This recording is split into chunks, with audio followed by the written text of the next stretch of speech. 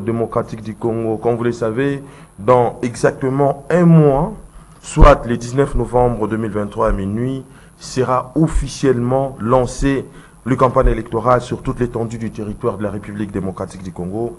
Mais il faut déplorer tout de même la pré-campagne électorale où se livrent déjà certains candidats, députés et candidats présidents de la République, mais aussi tout ce qui se passe, l'escalade verbale, les insultes d'un cas à un autre, tous ces sujets, tous ces éléments vont être donc débattus au cours de cette émission Synopsis, mais également nous allons parler de l'insécurité à l'est de la République démocratique du Congo avec en toile de fond les différentes manifestations constatées ça et là pour le départ de la force de l'EAC à l'est de la République démocratique du Congo, mais aussi cette décision du Conseil de sécurité des Nations Unies en vue des retraits de la mission onusienne en République démocratique du Congo et la montée en puissance de Ouazalendo. Voilà,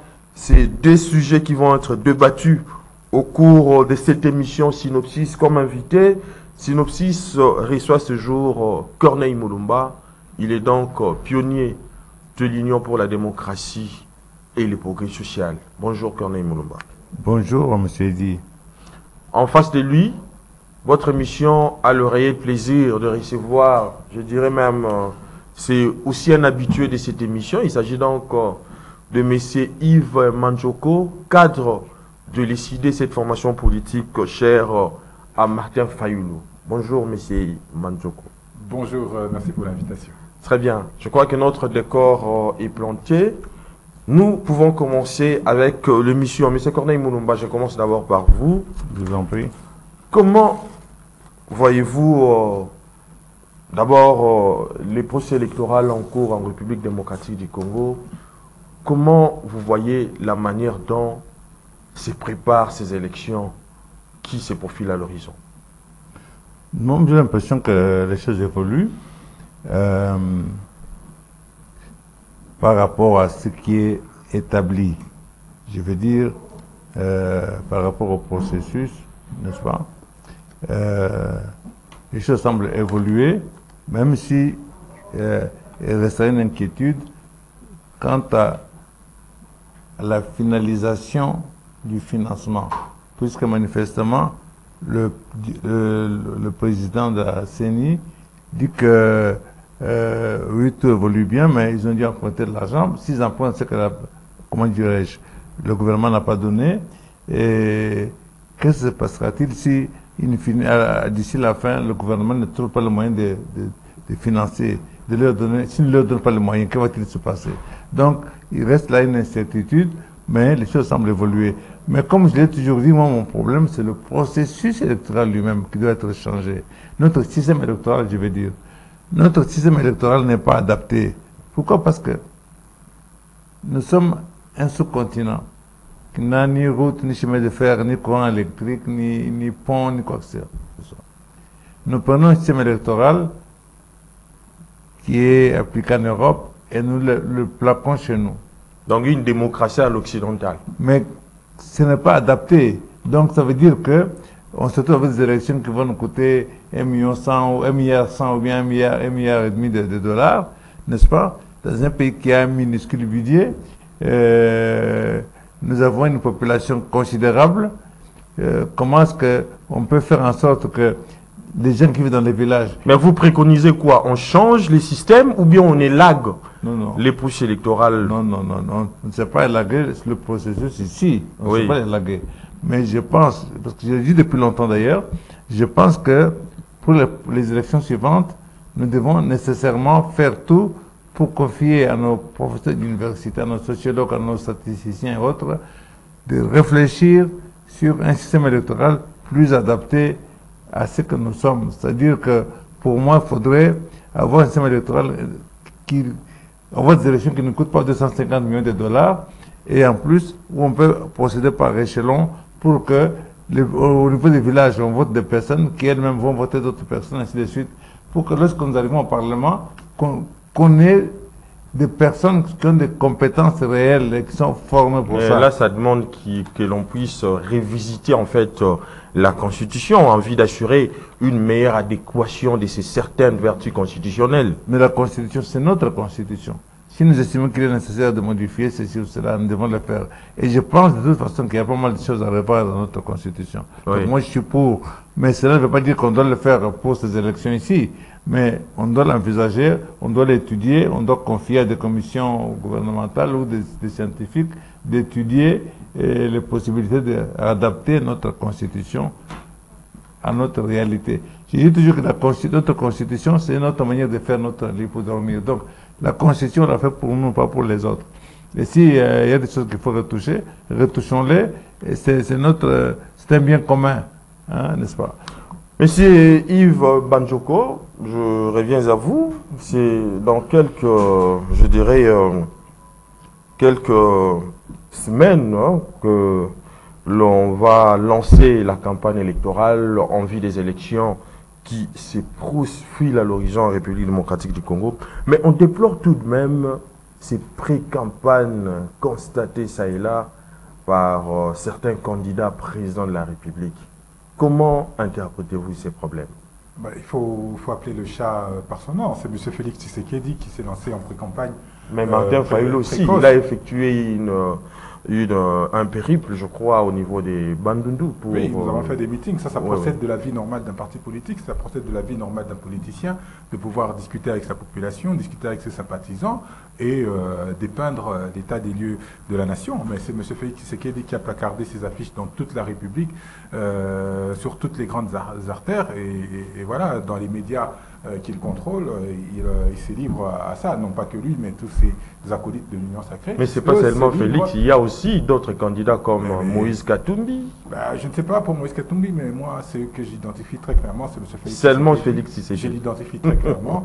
Et à côté, il y a d'autres acolytes de l'Union sacrée qui mettent, qui placardent des affiches ou alors des panneaux, même à des endroits qui ne sont pas indiqués, qui entravent la circulation, et c'est eux, effectivement, qui se livrent à une campagne électorale. Peut-on parler de la tricherie déjà Mais évidemment, c'est ce que nous décrions depuis très longtemps, que la tricherie se prépare. M. Félix Tshisekedi, non content cette fois de recevoir un hold-up électoral, il veut l'organiser lui-même, et il a placé Kadima à la tête de la CENI pour pouvoir organiser ce hold-up électoral. Mais j'arrive à votre question, mais tout à l'heure, mon aîné disait que le système électoral en lui-même, il est défaillant. Non, le système électoral en lui-même n'est pas défaillant parce qu'il propose, dans sa proposition, il évoque une sorte de grands électeurs qui doivent élire à chaque niveau les responsables plus loin. Mais je vous rappelle que les gouverneurs de province sont élus à travers des grands électeurs qui sont les députés provinciaux. Oui. Et les sénateurs suivent un peu la même logique. Mais quels sont les résultats aujourd'hui de toutes les assemblées provinciales, de tous les gouvernorats de province? Rien ne marche.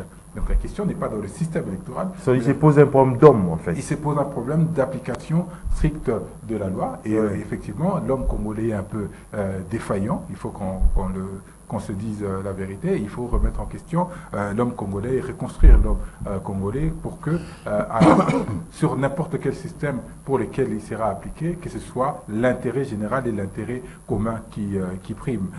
Mon aîné, mon co-débatteur, a dit tout à l'heure que le processus évoluait bien. Maintenant, le processus n'évolue absolument pas bien.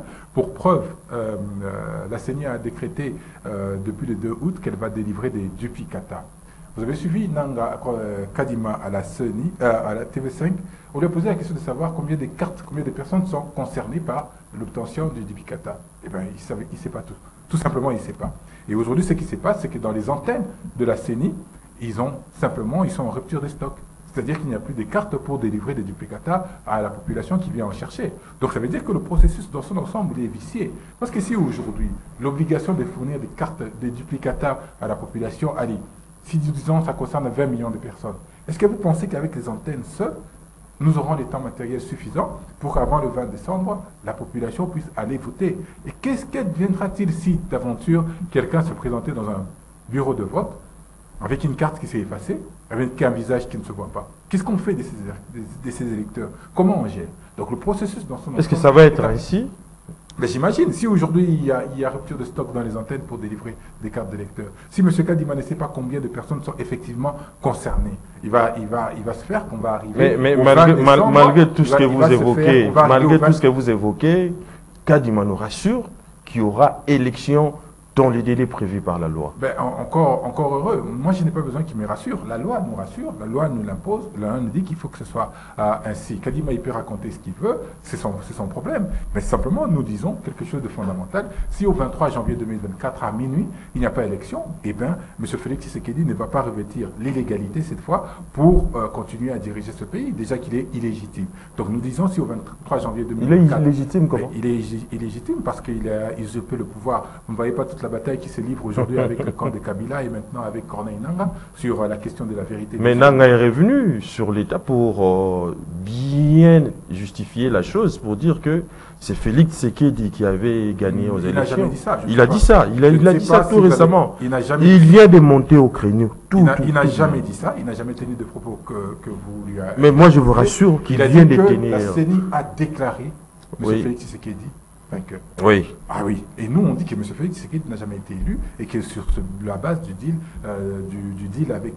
Mais si la CENI a déjà déclaré Félix Tshisekedi vainqueur, cela constitue un pivot de dire que c'est lui qui a gagné les élections. C'est pourquoi j'ai dit jusqu'à aujourd'hui, il revêt de la légalité. Mais il n'est pas légitime.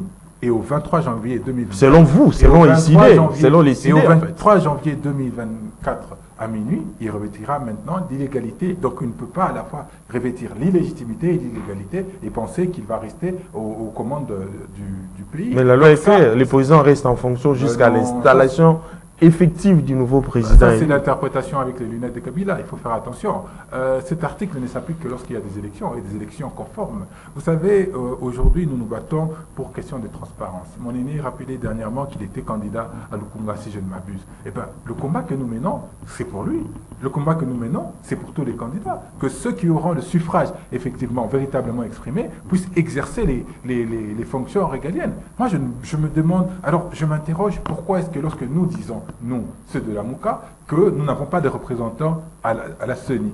Pourquoi est-ce que les gens ne réagissent pas en nous demandant qui est là? Non, on dit on ne le connaît pas. Alors pourquoi on ne demande pas d'envoyer un représentant, cette fois-ci, légal, de manière conforme? Vous n'avez pas voulu à l'époque envoyer. À l'époque, vous n'avez pas voulu. Mais la CENI dit qu'on a un représentant. Elle affirme. Il a dit Tomonizi qui est là. Mais comment il est arrivé là? C'est ce que nous disons. Nous disons que nous ne reconnaissons pas Mounizi. Pourquoi est-ce que la CENI ne fait pas l'effort de dire, voilà, ils ne reconnaissent pas du tout Mounizi, envoyez-nous un candidat, le candidat que vous reconnaissez, afin que le processus puisse s'armer de cette transparence, de cette légalité que nous sommes en train de demander. Attendez, mais vous savez, vous savez que la CENI vient de déclarer qu'elle a publié les listes d'électeurs, les listes électorales sur son site internet, et qu'elle a publié dans les antennes. La publication dans les antennes via un préposé à la diffusion, c'est déjà illégal. Parce que la loi dit qu'il faut publier dans les centres de vote les listes d'électeurs et il faut les afficher. Et non pas qu'un individu puisse, dans une antenne, pouvoir les proposer. Mais est-ce que vous avez déjà vérifié? Vous avez vu que ces listes existent? Est-ce que vous savez si votre nom est repris simplement dans les listes d'électeurs? Vous ne savez pas. Est-ce que je sais si mon nom est repris? Mais quelle en est cession à la CENI, à l'organe habilité à s'occuper de tout ça? Mais qu'elle publie? Elle a dit qu'elle a publié. Les listes ne sont pas disponibles, ni sur la CENI, ni sur le site de la CENI, ni dans les antennes. Qu'est-ce que vous voulez qu'on dise d'un processus pareil? Qu'est-ce que vous voulez qu'on dise d'un processus qui n'arrête pas de violer la loi depuis le début, depuis qu'elle a commencé? Mais pourquoi ne pas boycotter comme les FCC de Joseph Kabila, les autres, au lieu d'y participer Joseph Kabila à un procès électoral biaisé comme Joseph Kabila est l'auteur du hold-up électoral. C'est qui dit le bénéficiaire du hold-up électoral. Vous n'allez pas dire que nous partageons des positions avec Joseph Kabila. Ce n'est pas possible. Et nous sommes républicains. La seule manière pour nous d'accéder en responsabilité, c'est à travers des élections. Et qui, comme la loi le dit, comme la Constitution le dit, au travers d'un cycle de 5 années, il faudrait que des gens entrent en responsabilité. Alors, pour nous, les élections sont une clé des voûtes qui nous permet d'aller aux élections. Mais c'est Yves Bajoko. Vous savez que vous avez un rôle hautement pédagogique à jouer, qui consiste donc à expliquer le méandre du processus électoral, surtout à vos militants. Oui. Mais les combles, c'est du fait que vous préparez aussi une contestation de ces élections. Pourquoi? Qui veut la paix, eh ben, doit préparer la guerre. C'est inévitable. Je veux parce que vous dites effectivement quelque chose de très intéressant, que nous avons un objectif de pédagogie. Vous savez, ça, c'est le manifeste de Kisangani. Oui. C'est dans lequel nous avons repris les grandes lignes de notre projet de société. Nous avons rédigé le 14 juillet 2022. C'est-à-dire qu'il y a un peu plus d'une année, près de 2 ans, que nous avons rédigé un programme pour aller aux élections, que nous avons commencé la campagne de sensibilisation. Nous sommes le seul parti, si pas la seule plateforme qui a milité de manière intense pour l'enrôlement, plus qu'elle a saigné elle-même, parce que nous voulons aller aux élections. Nous avons expliqué à la population que le mode dévolu d'accès en responsabilité, c'est des élections, mais des élections crédibles, des élections transparentes, des élections inclusives. Mais qui va aller aux élections au niveau des décidés? Pas les lieutenants de Fayoulou, mais Fayoulou lui-même. Vous ne voyez pas que c'est quand même de l'égoïsme et des bons allois? Très intéressant votre question, parce que tout le monde, il me semble que les gens n'ont pas compris la candidature de Martin Fayoulou, parce que la candidature de Martin Fayoulou s'inscrit dans cette recherche de transparence. C'est pourquoi au sortir du dépôt de sa candidature, il a demandé à ce que la CENI mette en place un cadre de concertation où tous les candidats présidents de la République vont aller pour définir les règles de jeu de manière plus claire, de manière plus transparente, que nous ayons tous la même compréhension. Comment vous pouvez expliquer que l'article 176, je le dis de mémoire, de la loi électorale, indique que pour être candidat au niveau municipal, il faut avoir 18 ans au moins, 18 ans révolus. Mais en même temps, l'article 177 vous demande à ce monsieur qui a 18 ans, à ce jeune homme qui a 18 ans, d'apporter un diplôme de licence, d'apporter une expérience politique de 5 ans. Ça veut dire qu'il aurait fallu commencer l'université à 13 ans, ou alors il aurait fallu s'engager en politique à 13 ans, ce qui est contradictoire, ce qui est illégal avec les lois de notre pays. Donc la loi électorale est en contradiction avec elle-même. Est-ce que vous trouvez normal que nous devons aller dans un processus tel que, sans rectifier les tirs, pour améliorer la transparence? Très bien.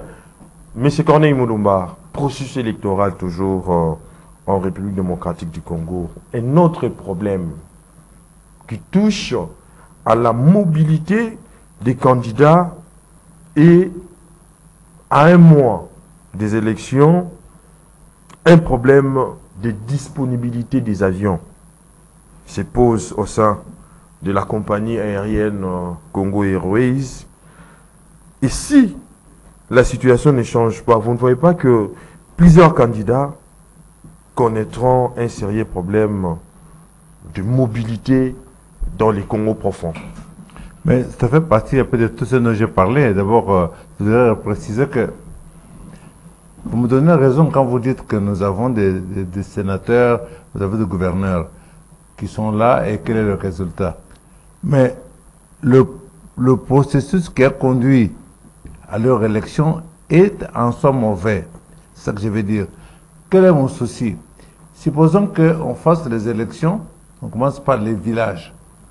On n'allait pas demander à un villageois de voter pour le président de la République dont il n'a jamais eu l'image quoi que ce soit, ni qui comprend des enjeux nationaux, les enjeux de cobalt, de coltan, tout ce qui en passe. Donc, il est plus bénéfique que celui-là vote à son niveau des personnes qu'il connaît, c'est-à-dire les infirmiers, les enseignants, les instituteurs et tout ça. Alors, c'est déjà une catégorie un peu plus clairvoyante. Si maintenant, l'élection suivante, c'est notre échelle, ce sont ceux-là qui sont amenés à élire, à voter, élire des personnes, ce sera encore une plus grande sélection. Maintenant, quand vous arrivez au niveau de l'Assemblée nationale ou éventuellement, il faut en plus y ajouter la formation. Moi, je suis pour qu'au lieu d'avoir 3 mois de congé, ça fait 6 mois de congé au total, qu'il y ait 2 mois de congé peut-être, mais qu'un mois soit consacré à la formation sur l'histoire, la géographie, la politique. Jusque-là, vous n'avez pas répondu à la question. Je réussis d'abord à ce qu'il avait dit.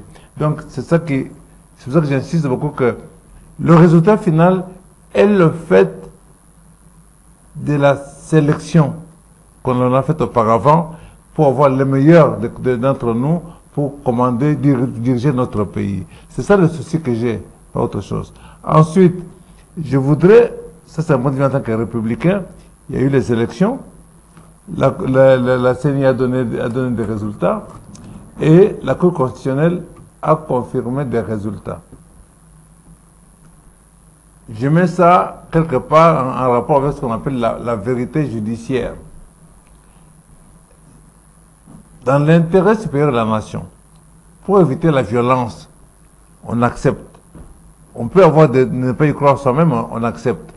Si vraiment c'est très fort, alors il n'y a qu'une seule solution, c'est amener la population à descendre dans la rue, c'est démocratique.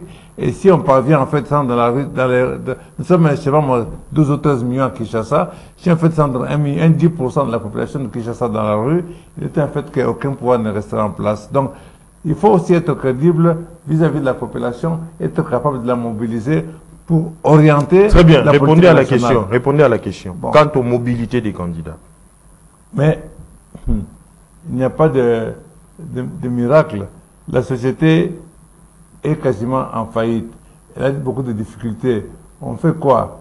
C'est ça que j'ai dit, c'est un rapport avec ça. Notre pays est un sous-continent. Trouvons des modalités qui permettent d'avoir des élections convenables. Maintenant, s'il n'y a pas des avions, vous avez fait la campagne comment à l'intérieur du pays, avec les routes que nous avons. Nous n'avons pas de bateaux, nous n'avons rien. On fait quoi? Il faut décider quelque chose. D'où la nécessité parfois d'envisager un autre mode notre système électoral. Donc, là, vous me posez une question que je ne sais pas répondre parce que l'état de la nation, l'état de nos routes, l'état de notre compagnie d'aviation, de la régie fluviale est tel que la mobilité en RDC reste problématique.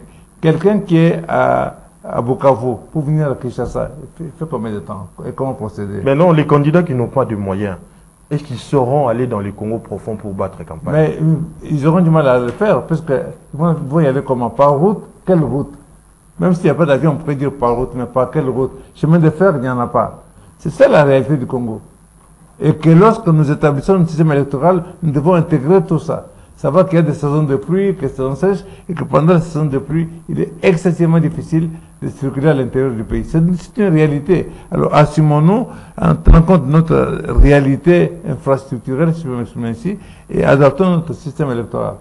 Monsieur Yves Manzoko, vous ne voyez pas qu'avec tout ça, il faut réinventer la société congolaise, et cette société congolaise, avant de le réinventer, ça passe inéluctablement par le changement de notre système électoraliste, comme l'a bien dit monsieur Corneille Mulumba. Vous ne voyez pas que c'est une responsabilité nationale de le faire?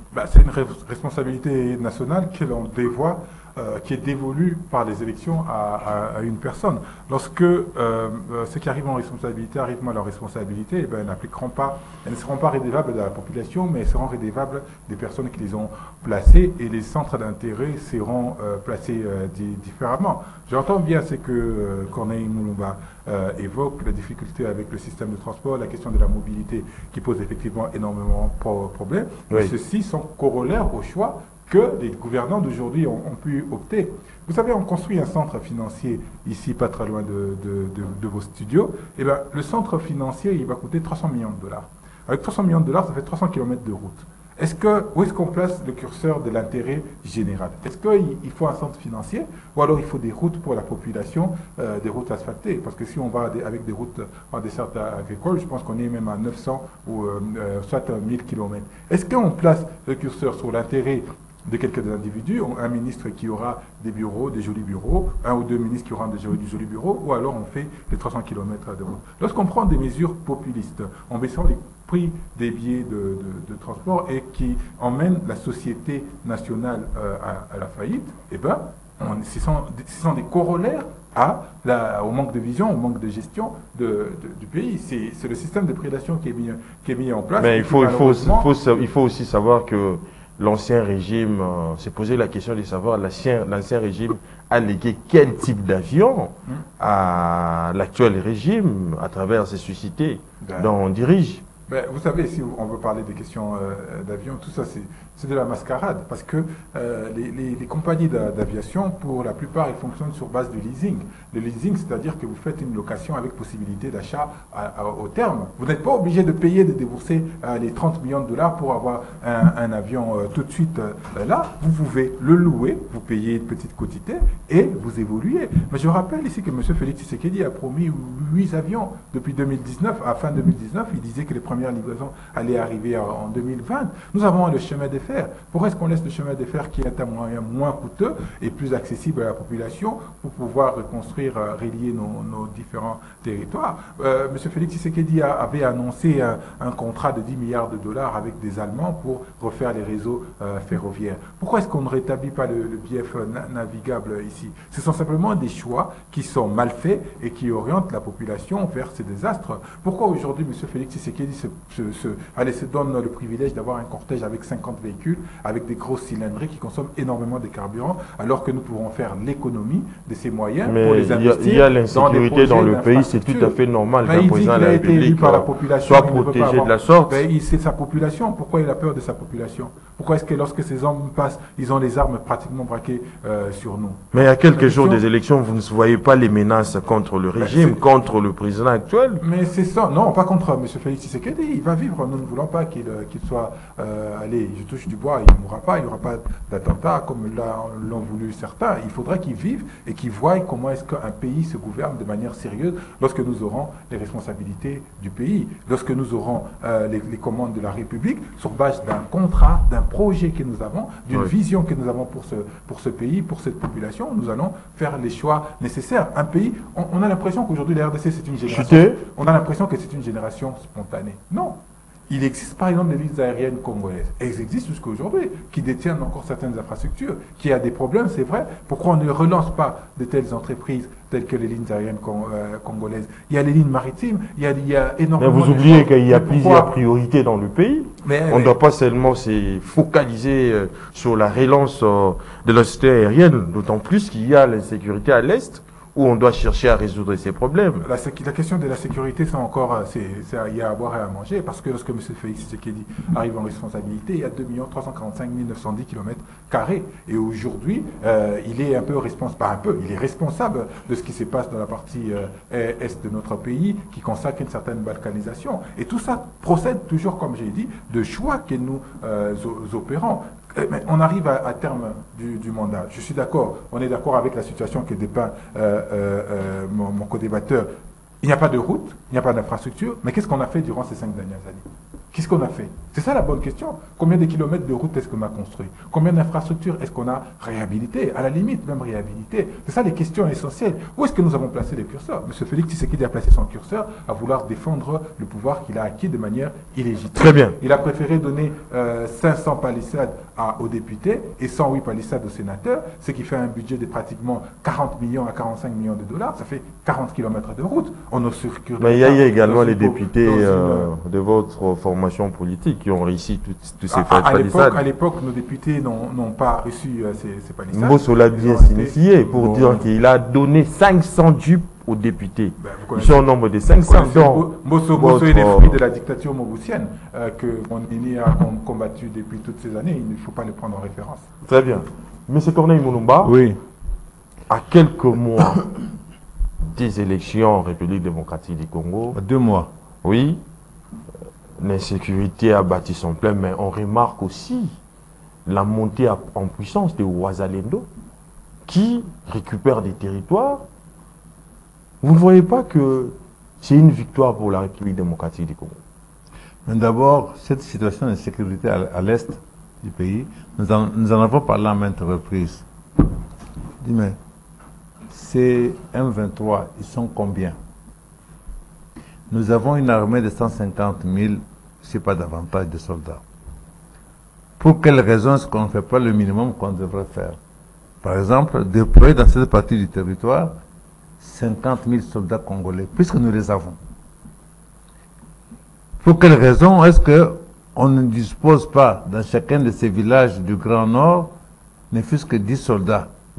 Les soldats congolais ne mangent pas de caviar, ils mangent ce qu'on produit localement.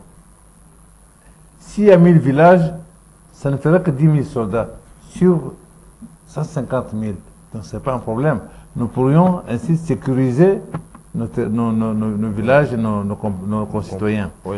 Nous avons un centre de formation de commandos. Est-ce que nous l'utilisons? Est-ce que nous formons des parachutistes? Nous avons tous les moyens de nous défendre. Mais, pour moi, on ne fait pas grand-chose. On va crier à gauche, à droite, voilà, le Rwanda nous agresse. Donc, vous êtes là, quelqu'un qui, vous mesurez 3 mètres, vous avez une poitrine comme ça, et il y a un petit bonhomme là, tout maigrichon, et vous dites qu'il va me frapper. Il est en train de me frapper. Quelque part, on se ridiculise. Je pense que c'est un devoir pour nous de nous défendre. On n'a que faire des troupes de l'EAC sur notre territoire. C'est une très très mauvaise décision, je dirais même une faute politique. Il y a quand même les manifestations pour le départ de cette force. Je soutiens totalement nos jeunes qui font ces marches là-bas. Mais je regrette par contre les jeunes Kinois qui ne sont pas suffisamment sensibilisés par les partis politiques et par les médias à cette prise en charge là-bas. Parce que on dit la guerre de l'Est, c'est la guerre dans l'Est du pays, ce n'est pas la guerre de l'Est, donc c'est la guerre dans l'Est du pays. Alors je pense que les médias, les partis politiques auraient dû faire davantage pour que les jeunes Kinois, c'est comme ici qu'il y a la plus grande concentration de nos jeunes, pour qu'ils descendent dans la rue. S'il y a 100 000, 200 000, 300 000 jeunes Kinois qui descendent dans la rue, c'est un message important qui est envoyé au monde, on ne l'a pas fait. Les Wazalendo, c'est très bien ce qu'ils font, sont des patriotes, mais attention, pour 2 choses. Oui. Je suis personnellement méfiant quand j'observe la rapidité avec laquelle ils avancent. Ils récupèrent les territoires. De 2 choses l'une, si, comme on l'a dit, en face, c'est l'armée rwandaise et l'armée ougandaise, si tel est le cas, alors, je ne suis pas militaire, mais je réfléchis. On peut reculer, on peut donner ordre de reculer, et ils avancent, et puis on peut vous prendre... Les massacrer. On peut vous prendre à rebours et massacrer. Et puis, excusez-moi, il y a tout ça, et à combien?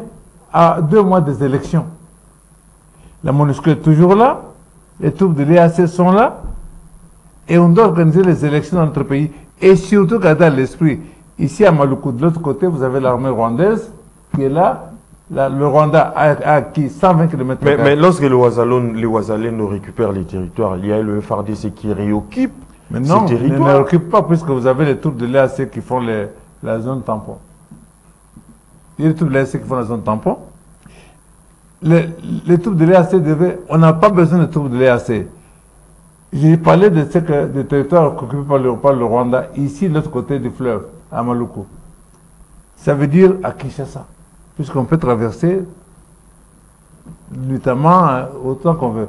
Et puis, ils ont aussi des territoires du côté Congo central, mais de l'autre côté. Ils ont des territoires à l'équateur, côté Ebenge, tout ça au-dessus. Donc, ça veut dire que, et qui dit Maluku, le fleuve, le Kantiati est à quelques... n'est pas loin, n'est-ce pas? Donc ça veut dire qu'on est dans l'insécurité la plus totale. Pour quelle raison?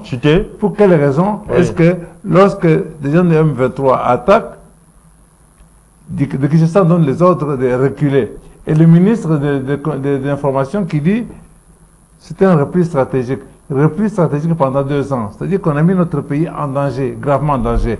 Donc, pour moi, on a le devoir d'occuper le territoire, exiger le départ et de la MONUSCO et des troupes de l'EAC, de récupérer nos territoires et d'organiser nos élections en les maîtrisant. Sinon, on ne les maîtrise pas. Comme a dit mon jeune frère, nous avons 2 345 000 km², n'est-ce pas? Et ça doit se passer ainsi avec une maîtrise totale. Ça, c'est un devoir prioritaire pour le chef de l'État. On peut privilégier les élections dans les zones non occupées par le rebelle, mais pour comme l'a fait Kabila autrefois, avec Béni. De quel rebelle vous parlez? Ces gens-là sont réellement si forts que notre armée nationale ne peut pas les combattre. Pour quelle raison on a dit reculer, repli stratégique? Pour quelle raison, au besoin, nous avons des centaines de gisements miniers. Nous pouvons même mettre en garantie un jugement et nous procurer les armes nécessaires. Pour quelle raison? Mais c'est Yves Badjoko, je reviens à vous. On va terminer ce tour de table avec vous. À quelques jours des élections, le président de la République a partagé un repas de corps avec les forces armées de la République démocratique du Congo.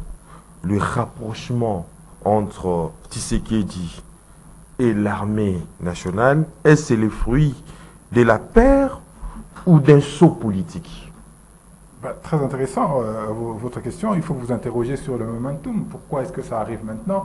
Pourquoi est-ce que ça arrive juste après 2 ou 3 jours après que Numbi est menacé de faire un coup d'État? Je suis contre un coup d'État, là il faut le dire, parce que un coup d'État va directement avoir des conséquences sur nos politiques. Je suis contre les coups d'État, mais pourquoi est-ce que M. Félix Tshisekedi fait tout ça à la va-vite, à la précipitation et maintenant?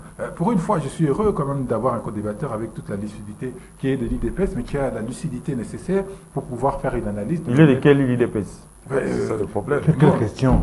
Arrête un peu cette bêtise là.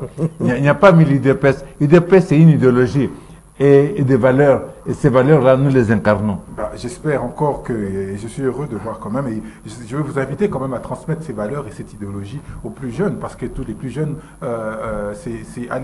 font l'économie de la réflexion. Parce que vous posez des questions essentielles. Vous dites certaines choses sans les dire, c'est vrai. Ils posent la question de la responsabilité de M. Félix Tshisekedi dans ce qui se passe dans la partie est de notre pays. Et il a totalement raison de se poser la question. Comment est-ce que dans un État sérieux, est-ce qu'on peut laisser la responsabilité de la défense de la patrie? Mais vous oubliez l'aspect complot, c'est un complot ourdi de toutes pièces contre le pays par les Occidentaux.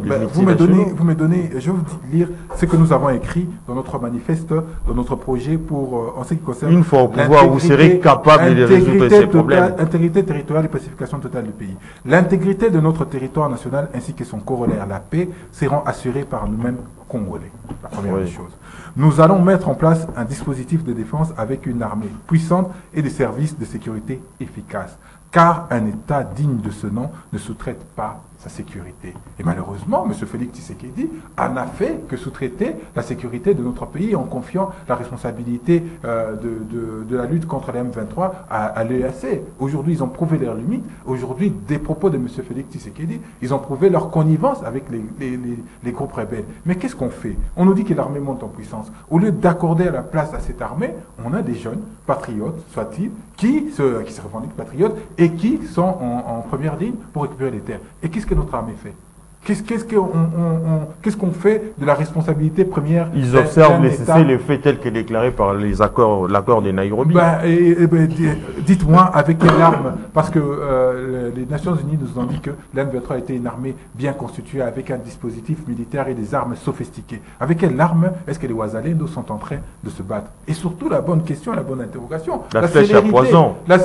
La célérité avec laquelle ces terres se récupèrent pose question. Nous pensons que la question de la sécurité dans cette partie de l'Est est connue par M. Félix Tshisekedi, par le Paul Kagame, le frère et ami de M. Félix Tshisekedi. Par comment ça? C'est pas moi qui l'ai dit, ce sont les propos de M. Félix Tshisekedi lui-même, par Museveni. Et je pense qu'ils savent ce qui se passe dans cette partie, parce que le momentum est aussi curieux. À 2 mois des élections, on voit aller des troupes qui commençaient à récupérer des terres. Nous pensons que M. Félix Tshisekedi veut se refaire une santé politique en prévision des élections à venir. Tant est qu'il sera certain que M. Kadima aura organisé le hold-up électoral pour son compte. Donc il y a des problèmes et c'est très dangereux. Imaginons que demain, parce que nous ce que nous disons, c'est qu'il ne faudrait pas qu'il y ait une paix de façade. C'est-à-dire qu'aujourd'hui on a la paix, les élections se passent, il faut réellement et c'est même Ouazalendo, au sortir des élections, commence à poser problème pour la République, parce qu'il semblerait que les Ouazalendo, leurs droits. Il semblerait que les Ouazalendo, non, ils ne vont pas les faire, ce sont des patriotes. Ouazalendo signifie patriote, mais ce sont des patriotes ils combattent pour l'intérêt de la République, mais ils ne peuvent pas le faire. Composés de ce qu'on nous dit, des anciens rebelles. Donc ça veut dire que lorsqu'ils récupèrent ces terres, avec tout l'armement qu'ils ont, qu'est-ce qu'ils en feront demain? C'était pour terminer, nous sommes arrivés à la fin. Nous pensons effectivement que c'est un problème. Je suis parfaitement d'accord avec mon aîné Corneille, qui a un problème. Il faut qu'on se pose des questions. Il faut qu'on redonne à l'armée sa place, qu'elle réécrive ses lettres de noblesse. Nous avons la mémoire de Mamadou Ndala, de Baouma, de Moussa Babé, qui ont été des vaillants guerriers, qui ont combattu les mêmes M23 et qui sont arrivés à résoudre cette question. Donc recentrons la question sur l'armée, donnons les moyens à l'armée, même si le leadership de M. Félix Tshisekedi est défaillant et il veut cantonner notre armée à un seul rôle d'observateur, nous pensons qu'il est essentiel de remettre l'armée au centre et qui peut être un élément de cohésion nationale. Remettre l'armée au centre, c'est par ces credos de M. Yves Badjoko que nous mettons un terme à cette émission Synopsis. On se retrouve donc les vendredis prochains avec les autres invités, mais d'ici là, portez-vous bien et bonne suite de programmes sur Canal Congo Télévision, la télé thématique.